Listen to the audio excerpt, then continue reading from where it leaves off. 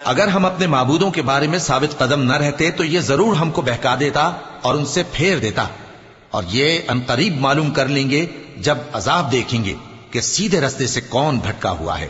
اے پیغمبر، کیا تم نے اس شخص کو دیکھا جس نے اپنی خواہش نفس کو اپنا معبود بنا رکھا ہے؟ تو کیا تم اس کے ذمہ دار ہو سکتے ہو؟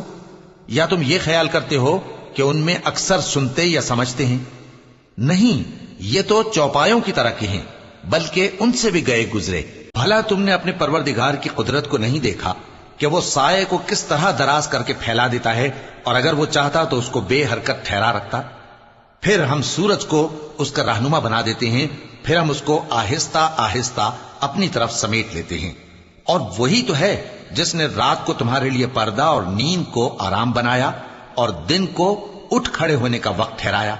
اور وہی تو ہے جو اپنی رحمت یعنی مے کے آگے ہواؤں کو خوشخبری بنا کر بھیجتا ہے، اور ہم آسمان سے پاک نتھرا ہوا پانی برساتے ہیں تاکہ اس سے شہر مردہ یعنی بنجر زمین کو زندہ کر دیں، اور تاکہ ہم وہ پانی بہت سے اور آدمیوں کو جو ہم نے پیدا کیے ہیں پلائیں۔